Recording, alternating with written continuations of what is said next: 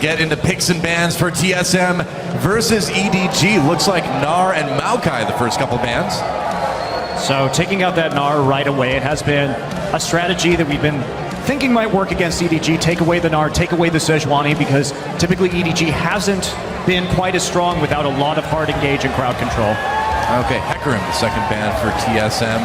Looks like we won't see Dyrus taking that one. It's about time. His Hecarim has been very underwhelming, a flashless champion.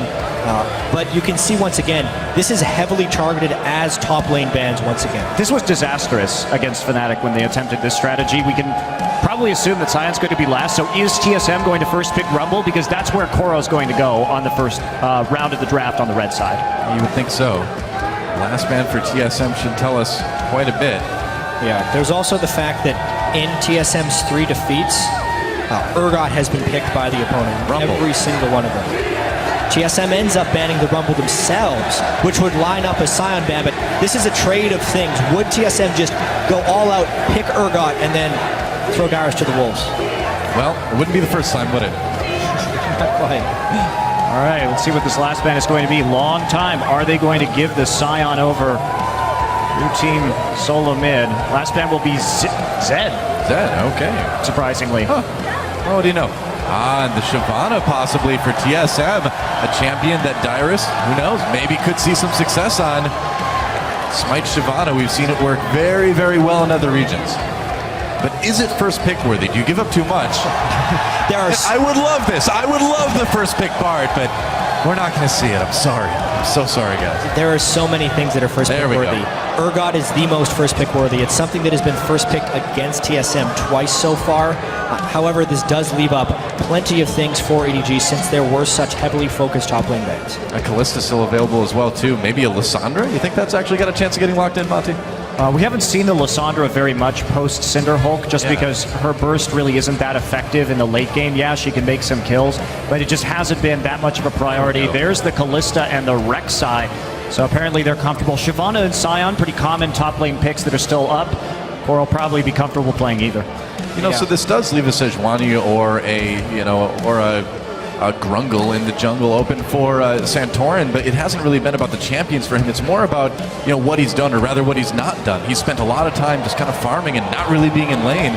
Do you think maybe a Nidalee pick might get him back on track? Well, this would certainly force him to be more aggressive. Yeah, it would. And it's a champion he has had some success on in the past. Yeah, Santorin needs something to create more aggression. I just want to highlight the Kalista play from Deft could end up being one of the most surprising things here at MSI as far as EDG's chances of winning.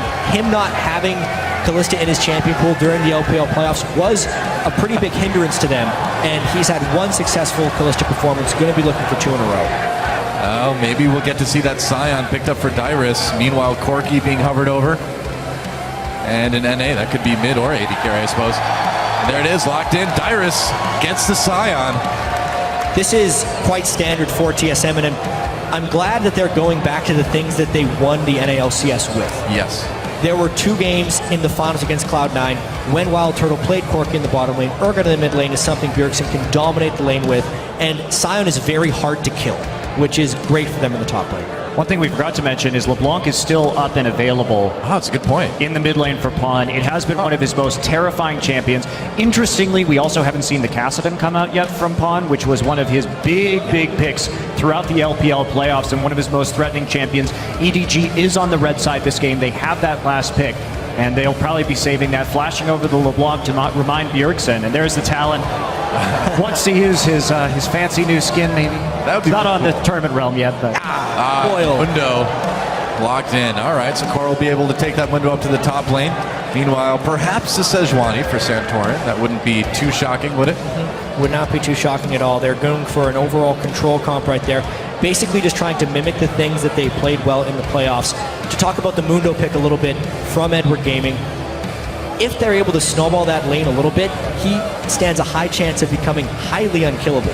Corki, not a great tank buster. Urgot, very true. If he falls behind that curve of Mundo tankiness, they're going to be in a lot of trouble. Well, one final pick.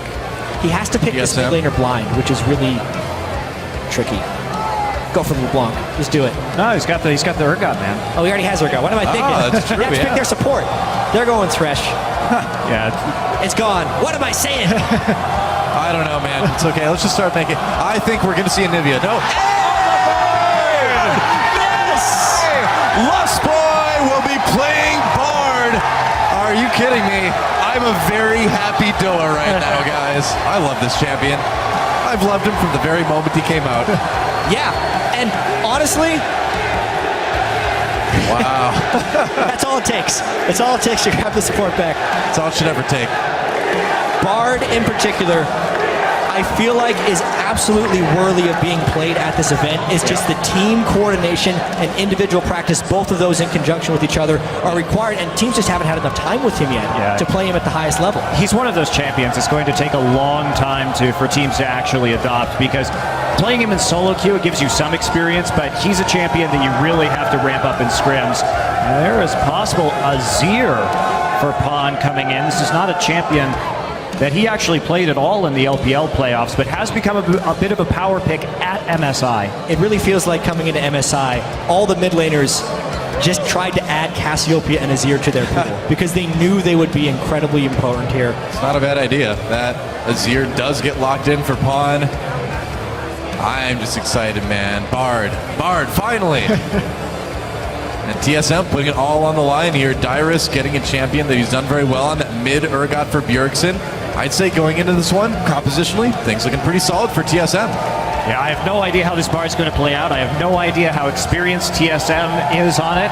Yeah. It's certainly a bit of a wild card, but that said, EDG is probably the team that's most used to playing against Bard. That's a good point, actually, yeah. Yeah, near the end of the LPL regular season, there were a lot of meaningless games because the standings were mostly set, and there was a lot of Bard play. Especially from LGD, yeah. So, yeah. Bit interesting. Huh. Very cool either way. As we are moments away from TSM versus EDG. The fans getting pumped. This is going to be an amazing game, guys. The coaches shaking hands. And the game is loading. I want to talk about Bard. Me too. Let's just talk about Bard all day. Oh, but before we do that, remember, at Wall Esports, guys, send your tweets, hashtag TSM, hashtag EDG. Let us know who you think is going to take this one. I think I've got a feeling I know which way the crowd is leaning. Really? Which way? I think probably towards TSM, if I had to put some money on it. But who wouldn't pick the team that's using Bard? Speaking of which, Bard. Bard. When he was released, here we go. Welcome to Summoner's Rift, guys. TSM versus EDG. TSM putting it all on the line with the Bard. So, Jet, you wanted to talk about Bard. Cloth armor. when Bard was released, Oh, yeah. it almost seemed like he was made for competitive play and specifically lane swaps. Yes. Having the Meep spawn so frequently, the atrociousness of his laning phase, and the ability of him to assist ganks with the magical journey were all things that just looked like they were perfect for lane swapping. Since then, though, he's had a lot of base stat adjustments, and his pick potential has also been greatly increased. The Q packs a huge punch. If he picks up a lot of Meeps, he's going to be doing really substantial burst damage in ganks. And as TSM has generally found all of their success in the lane swap, that's the game we're most likely going to be seeing here, is Lustboy trying to go around, meeping it up, and getting the right ganks off. Yeah, starting with the cloth armor too. Of course, Bard does have the sustain a little bit more, so you have a few more options. But I wonder if there's a specific, more specific, I should say, level 1 planned right here. I got this one, man. Cloth armor first, you can go into a fast seeker's arm guard into a first item zone. You see? I know this build by heart. A lot of people early on with Bard were actually starting Coin because he's not really going to be a laner. So yeah, they didn't really care about any type of lane presence item, and it was mainly just about roaming around. Here with the cloth armor, it would give him a little bit more combat effectiveness, but the main thing it does is it gives him the gold to actually start with that sight ward. So we'll see what he tries to do with that, because the early game action has been pretty subdued. Oh, clearly, you know, TSM has a plan coming into this one with a bit of a surprising buy early on for Lustboy. We'll see what they can do to put it into practice. All right, so this is a pretty common start among Chinese teams, with the jungler actually burning the smite onto the Gromp right there. We see it more in the China region than we see in most other places. Clearly, of course, does have that sustain as well. Dyrus will be committing wolf suicide. That doesn't count for first blood, though, so we're safe. That's true. There we go. Just getting that quick level 2 from beyond the grave. Here we go. TP right into the bottom lane.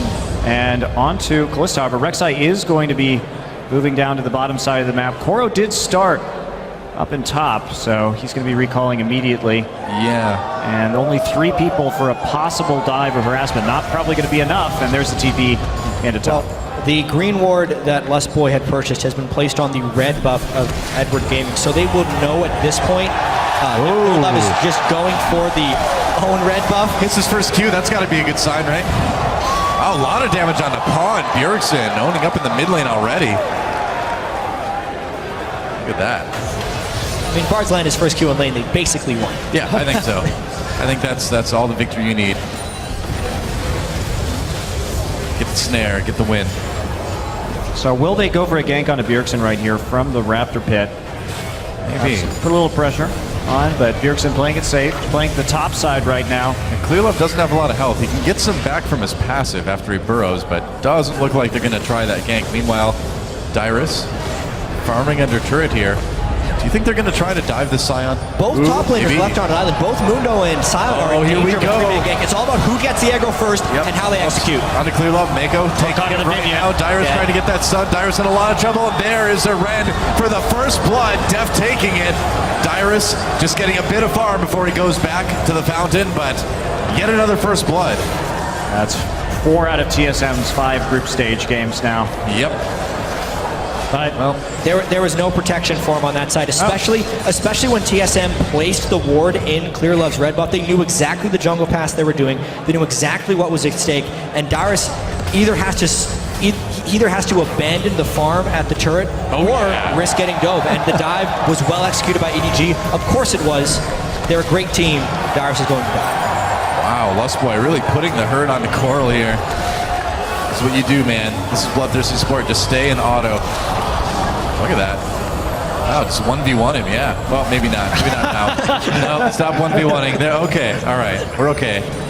Yeah, I mean, in an ideal world, they're now able to deny Koro, but Bard took so much damage here, and Koro's already level 4 with Smite up, so if he actually wants to, he can just go jungle right here. That's the benefit of taking Smite, if you're not going to be punished with ganks. Bjergsen knocked up, taking a lot of damage here, waiting to use those summoners. Didn't need to use either one, so EDG making an attempt there, but Bjergsen in a safe spot. Oh, taking a little bit of damage on the way out, though.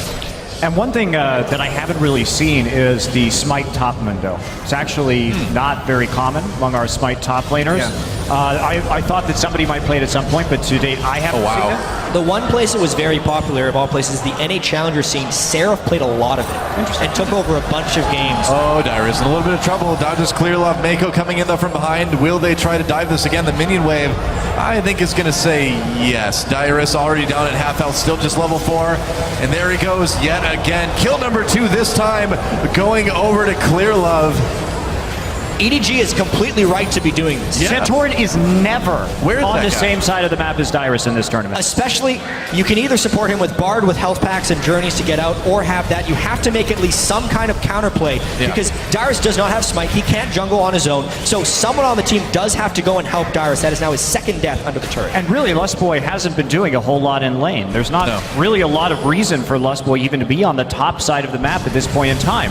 Because Santorin hasn't been going for the dives, they haven't been setting him up in response. We should see Bard moving around the map more instead of just standing in topside and getting hit by cleavers. Well, yeah, that's the whole idea. Is you start to chain those chimes, you can really move around the map fast in that lane swap. Maybe go save Dyrus, maybe make a gank in mid or something like that. They should be doing more with this Bard. And instead, Deft is now level 6.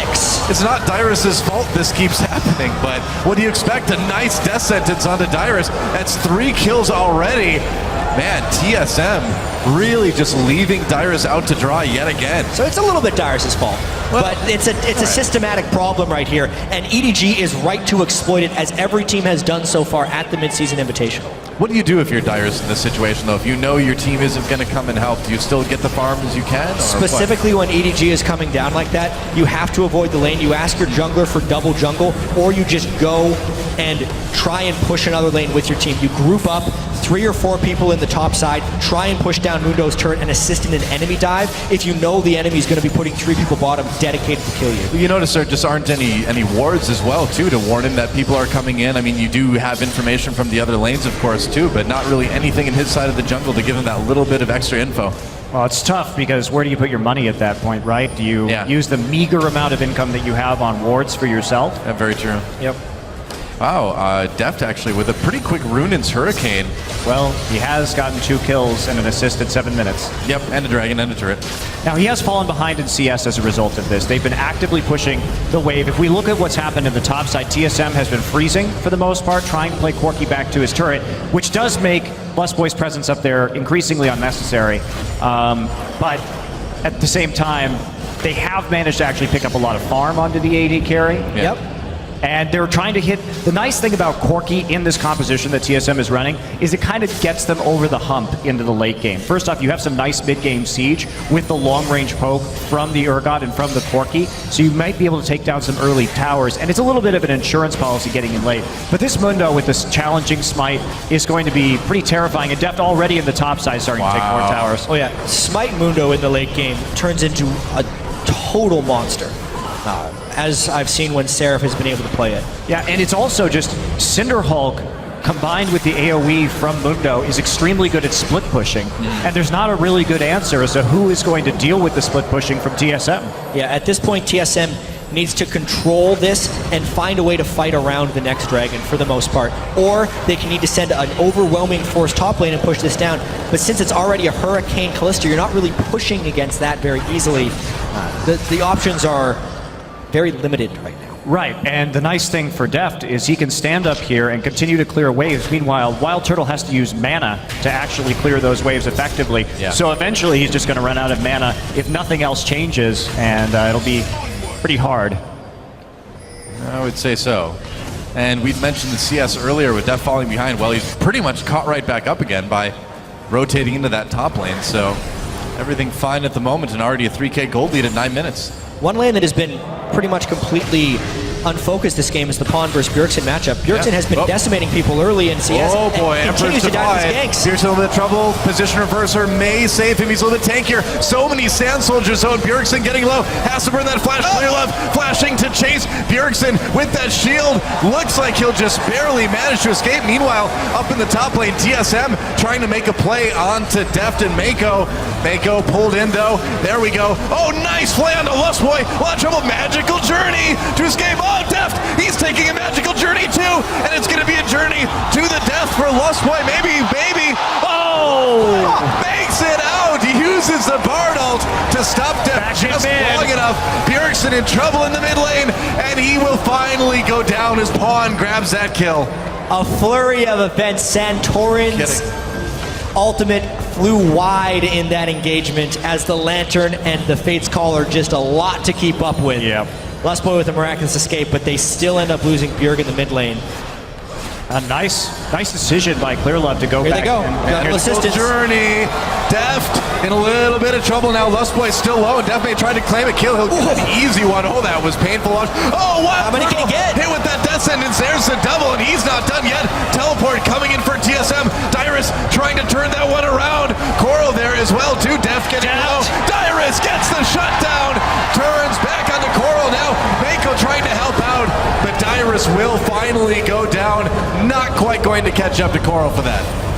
Well, that was interesting. It's mostly a magical journey into the afterlife. I know, it's not quite the magical journey, really, is it? It's kind of a deadly journey. The most unfortunate thing about all that is now, the most unfortunate thing is Dyrus reset his bounty. It was actually fairly meaningless for EDG to continually kill him until he gets a kill after that teleport, and immediately Coral picks up a fat 300 gold there, and that'll only extend EDG's lead higher and higher. Very true. Oh, Pawn coming in onto Bjergsen. Bjergsen a little bit of trouble. Lustboy comes in to try to save him. Looks like Bjergsen might get dodges that death sentence, and EDG going to need to back up just a bit. EDG's tried that same gank a couple times now. It's the second time, and each time Bjergsen gets over the wall with the position reverser, so Not really sure that's going to work as long as Bjergsen has that ultimate available to him. Bjergsen is holding on as best as he can right now. I was going to say before all the ganks happened that this was actually the first time someone has out-CS'd Bjergsen at 10 minutes, and that was majorly without jungle assistance. I do have to credit Pawn's Azir pretty heavily here, a pick we haven't seen him pull out in competitive play. Doing quite well against Urgot, who is a tremendous lane bully early on, and this game is very quickly getting out of control. Yeah, certainly starts to look that way.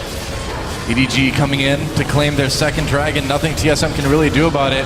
Lustboy getting closer, but no plays really to be made. TSM trying to put a little bit of pressure onto the mid lane.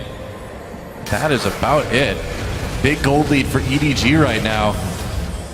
And for TSM to come back, they're going to need to have some pretty sick team fights. And Deft, chasing down Wild Turtle. Where's that Valkyrie cooldown? Wild Turtle taking a lot of damage. Will the Ren finish him off? There's the flash. Deft waiting for the Ren. So close. Meanwhile, Coral takes down that turret up in top lane. And it looks like they may lose one in bot as well, too. Deft trying to get closer to Lustboy. Thrown in with that Fate's Call. There's a nice play. Lustboy grabbing the Death Sentence. He's in the box now. Tempered Fate's going to save him for just a moment. Santorin comes in. Lustboy magical journeys right into Clear Love.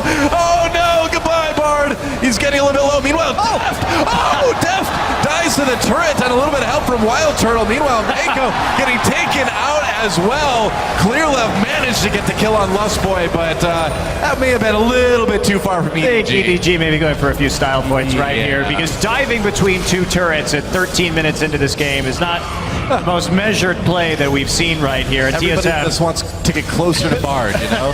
It's so awesome. It's about sending a message sometimes. We talked EDG, even with the SKT game where they were defeated, was averaging 0.76 kills per minute. They're trying to keep up this pace right here and just make a statement to the world that they are a very good team. A very killy team. A very killy team. Yeah. Well, that was the phrase. They are a very killy team. Very killy indeed, I agree. A little too killy right here, though. Yep, Lustboy. Launching himself into the inhibitor turret. And credit to Lustboy here, the delay on both of them just long enough to magical jury himself out of there, and then also distracting Rek'Sai long enough to make it so Wild Turtle and Santorin don't die right here. Deft jumping back into the turret. Poor Kalista play, I would have to say. Yeah, that's not maybe the best idea. You do have a chance to maybe dodge some of those rockets jumping side to side instead. No, man, you got to go right back into the turret for the style points. Hey, what's Kalista's favorite restaurant? IHOP. Oh, God. Sorry. I'm so sorry. I haven't been booed by thousands of people once in a while, so I had to do that. Thank you. If there was a time to say that joke, that was the right time. Looking for that sponsorship. Lustboy takes the magical journey back through the bot lane. I can't say that enough. Dyrus flayed under turret. He's filled with spears. Ouch. And Deft's putting a ton of pressure onto this turret. Oh, here comes Santorin. But not able to quite do anything at the moment. Lustboy in a little bit of trouble. Wild Turtle, there's a tempered fate. Again, Coral's like, thanks, man, I need to catch up. Oh, Clear Love gets the kill there, and Wild Turtle backing off with that Valkyrie. Yeah, this Bard pick, I hate to say it, may not be working out too well. Oh, Clear Love all over Wild Turtle. Easy kill there, but here comes Bjergsen for a bit of revenge. Will he get it, though? I don't think so. There's a kill for Pawn. And this one is turning into a bit of a rout. It certainly is. And what we saw on the top side with Santorin didn't quite have his ult off cooldown yet, so Deft wasn't punished for being a little bit too far forward there. 7,000 gold already. Man. 15 minutes into the game. Well, EDG actually had it was a 16,000 gold at the 20-minute mark against Besiktas. They have been crushing people in the group stage outside of that SK Telecom game. Pawn is incredibly strong on Azir right now.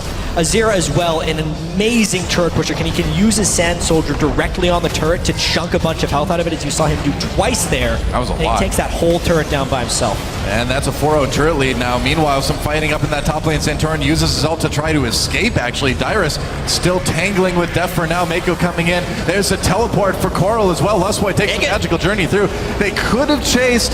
Thought maybe it was a trap. It kind of was, as Dyrus loading up the sun. Coral, magical journeys right into it, but no follow-up for TSM. Magical journey just makes games like 10 times more entertaining. You have to be careful, though, because Bard will line up that Q on the other side and just stun you straight into the wall. So it's actually one of the few times we've seen some reserve from EDG. Yeah. Not just all dogpiling through the magical journey. Why not? To be fair, Coral still took it knowing full well what was on the other side. He did. He just knew he was strong enough to not get punished by it at the moment. It was a good setup. Dyrus loading up that max Q as well, too. They stunned him, but hard to finish off a Mundo once you've got him in position. Yeah, this Mundo getting pretty darn scary, too. Yeah, at this point, we need to start looking at the rest of MSI and the games that we have coming up, too, because at this point, TSM has one win against Besiktas. In order for them to make it out of group stage, they would need to win this game and then have Fnatic lose to Besiktas. But EDG, I'm going to say they're going to win this game. I think that's a pretty safe bet there, Jeff. I could say it. I think EDG is going to win this game. Bjergsen in a little bit of trouble here, thus furthering that hypothesis, perhaps. He'll fall as well. So it actually does make the next game Fnatic has against Besiktas pretty important as well, because in a world where Besiktas beats Fnatic, that puts 3 teams on 1 win. And we would actually still have a 3-way tie. The best of the worst for MSI. It's still a possibility that we're going to have coming up here. And EDG, it's possible. They're going to try and end this game as quickly as possible. Yep, going in onto this inhibitor turret in the mid lane, doing a lot of damage to it. Does TSM have any sort of recourse? Santorin has that ult. Oh, here comes Dyrus. Right through the middle, doesn't hit anybody. And now TSM, they can't follow up because there's nothing to follow up on. Pawn coming in for a bit more damage. They're going to take out Ghost Dyrus. Tempered Fate freezes people up for just a moment, but again, no damage really. Coral getting a bit low. Oh, the Wild Turtle grab by the Death Sentence, taken down by Clearlove. Pawn comes in. Emperor's Divide pushes Bjergsen back out. Another kill for Clearlove. What a hero, and a flash from Deft to take down Lustboy. And it looks like EDG is ready to end this one as quick as they possibly can. They took so much damage from the inhibitor turret that time, but not a single one of them ended up falling. They're just going to run back for Dragon 3. Well, Tempered Fate, not doing the best things in combination with the Silent Ultimate. He kind of moved right through everybody straight into the Azir turret during that siege. But man, Pon's Azir mechanics are incredibly smooth to travel to those Sand Soldiers and then knock people back with the Emperor's Divide. He really has those combos down nicely. And we actually had some internal questions about Pon's champion pool coming into MSI, because we were looking at the champions he was playing against LGD in the LPL finals, and they were all very assassin-based picks, very low wave clear, and not really playing into the control mage style that we saw out of SKT in the LCK finals, the Azir and the Cassiopeia. And we're also thinking, like, how hard would it be for Pawn to go back to these picks? Because back in the day, he was an Orianna player, very good one at that, and he should be able to pick up those control mages. Running straight through the Zhonya's man right there to his demise. Yep. Through one turret into another. And then just EDG are so far ahead at this point. You can watch everyone taking their turn at dealing with that turret laser over and over again. No one actually falling down. Oh, EDG takes an easy Baron, and now they'll move back into TSM's jungle. Coral has so much money right now. He hasn't been back to shop in a really, really long time. He thinks this is ARAM, man, where he has to die to go back and get items, apparently. 2,400 gold currently on Coral. Maybe time to hit the B button there, Coral. Well, you got as long as you can keep sustaining with that Mundo ult. I guess. I mean, why not? Who needs items when you can lock in Mundo? Another turret going down. EDG continuing to push towards what will probably be the end of this game fairly soon. They've got the Baron buff. They've got all the power. Coral, though. Oh, here comes Dyrus coming in, and he does hit a couple people, but where's the follow-up? Clearlove blocking a lot of stuff. Dyrus gets flayed back in, filled with spears yet again. He is going to go down. That is that Tempered Fate used again by Lustboy. Didn't really get a whole lot done, as it hasn't gotten a whole lot done all game. There goes the inhibitor turret. Oh, Pawn bending the Sand Soldier to try to get in on Santorin. And look at that, flash Death Sentence doesn't connect with Wild Turtle. I could watch Pawn play Azir all day, man. So bending the Sand Soldier like that is really, really difficult. More difficult than an insect move would be on Lee Sin. I've talked to a lot of people who've tried to pull it off. You have to get the timing perfectly, because the way it works is you place your Sand Soldier, you then E towards it, and as you're about to connect, you cue it forward. So you end up bending yourself to whatever direction that is going eventually. If you do not get the timing exact, it doesn't work, and you end up just looking like a fool. Yeah, well, Pawn's definitely not looking like a fool in this game. 2-0-5. Only 3 deaths total on the EDG side of things. as they're an enormous amount of gold up, about 13,000 right now. And see Deft just going for the QSS as well right afterwards, taking no chances against Bjergsen. Makes sense. So also, the time in which EDG wins this game is not without consequence. In the event of a three-way tie for first, which would happen if AHQ beats SKT later, the way the three-way tie works is the two teams that have the slowest time in their victories play each other. Yeah. So the team that wins the fastest would actually get the higher in that mini tournament. Now Santorin lands the ult on a couple members of EDG. Bjergsen still in a lot of trouble here. Lustboy trying to save people. They do take out Bjergsen. Now Santorin in a little bit of trouble. Another kill for Clearlove. Clearlove 8-0-7 this game on that Rek'Sai. Crazy stat line for him. As we near the end of this game, Pawn just bending those soldiers for fun, man, just showing off at this point. Mako taking some turret damage, barely escaping with his life here. And Wild Turtle, here comes Dyrus. What can he do? Oh, pushed back by the Emperor's Divide immediately and nearly blown up at the same time. Mako still sticking around, throwing out those death sentences, and Deft hopping his way towards another kill on the inhibitor down in bot lane. All three inhibitors are going to be down at this point, and the low health on EDG should be a bit of a concern normally, but these guys just don't seem worried about anything at the moment. Pawn has to Zonia's though. Yeah, a lot of damage. Dyrus gets the kill there. Now EDG on the run. Tempered Fate, it lets TSM catch up. They're gonna kill Deft as well. Bard making things happen. Clearlove trying to get away. We got one good Bard ult, guys. We got one good one this game. I'm happy. Oh, Santorin comes in. They're going to try to get a kill on the Coral here as well, too. Oh, yeah, right into Lustboy. Lustboy getting bloodthirsty. Can't quite finish off Mako. Going to try to make a play. Wow, magical journey. Got a boy. Flashes for the bloodthirsty kill onto Bard. Coral still trying to move out, but here comes Clearlove. Nice double knockup. Wild Turtle. They still haven't killed him. Oh! Are you kidding me? Well, I don't even know. I'm done. I'm done, guys. Clearlove. Santorin coming in. There we go. Finally gets the kill on Okoro, but gives the double over to Clearlove. At this point, it's just a melee, man. I don't think anyone's trying to end the game now. It's just Fight Club. Brawl time. It's the small things that count in this game. You already broke the first rule, Doa. I talked about Fight Club. I always do that, man. I'm the worst Fight Club member. Clearlove didn't even bother to go back. He just wants to try to 1v1 Bjergsen with a half health, apparently. TSM's inhibitors are cycling alive and dead right now, so EDG can waltz in pretty much whenever they want here. Clearlove doesn't want to stop. Bjergsen's like, this may be a trap. No. Here it comes. Clearlove getting low. Oh, wow. Deft is like, no, that kill is mine. Oh, goodbye, Lustboy.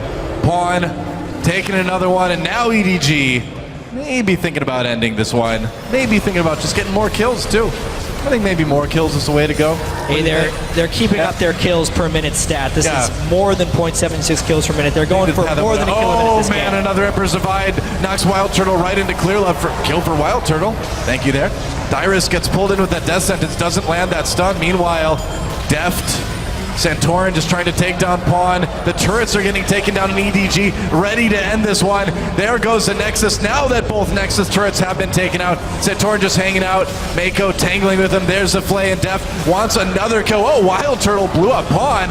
And apparently this game is not going to end yet, I guess. Wild Turtle backing off now as Coral jumps in there. Uh-oh, Corky in trouble. Gets taken down, and now the Nexus finally focused. 27 kills in 25 minutes for EDG as they take the game over TSM. It's over.